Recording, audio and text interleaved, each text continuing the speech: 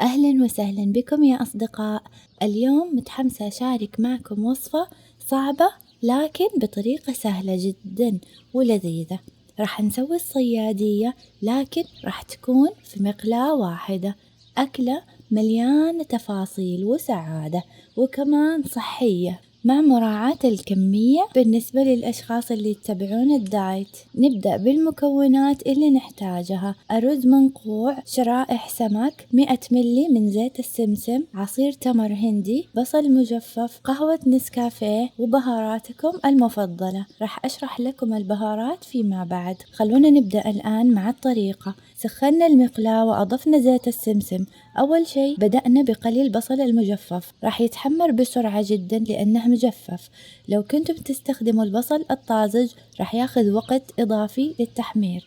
استخدمت للنكهات ثوم طازج، ملح، قرفة، بابريكا، كاري، قرنفل، سكر، كركم، بذور كزبرة، كمون، هيل وفلفل أسود. تقدروا تضيفوا البهارات اللي تحبوها. بعد ما حمر البصل وصار ذهبي ومقرمش صفيناه باستخدام نفس الزيت. راح نحمر السمك من الجانبين.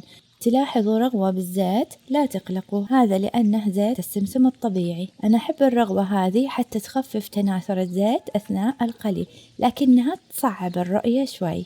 قلينا السمك على حرارة متوسطة حتى ما يحترق الزيت ويصير مو صحي. تشتهر الصيادية في معظم المناطق الساحلية بالشرق الأوسط، وتمتاز بلونها المكرمل الناتج عن تحمير البصل وإضافة التمر الهندي والتوابل الناعمة.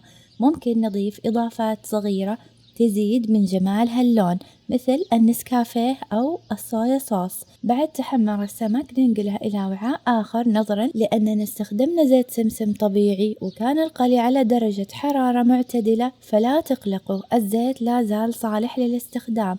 ورجعنا للمقلاة لأداء الخطوة الأخيرة. أضفنا الأرز المنقوع، خليط التوابل، التمر الهندي والنسكافيه. ضبطنا كمية الماء حسب الحاجة.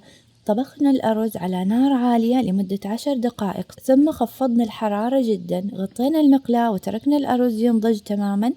أضفنا السمك المقلي والبصل المقرمش. أضفنا المكسرات المحمصة والبصل الأخضر الطازج، خطوة اختيارية. أنا كثرت من البصل المحمر، ممكن تعدلوا الكمية حسب رغبتكم. وهذا الطبق صار جاهز معانا. قدمته مع سلطة التمر الهندي بالثوم. شوفوا هذا الجمال، أرز بني نسري، سمك مقلي ذهبي، بصل مكرمل ومكسرات مقرمشة. هذا الطبق لذيذ وبطريقة مبسطة جدا للمبتدئين أو للمستعجلين.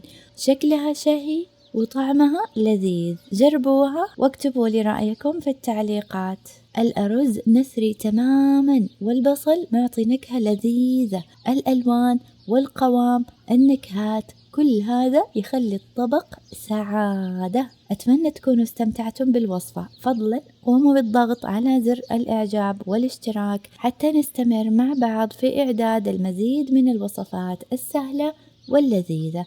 أشوفكم في الفيديو التالي. حتى ذلك الحين اعتنوا بأنفسكم واستمتعوا بالطبخ. أقدر جدا دعمكم وتعليقاتكم. في أمان الله.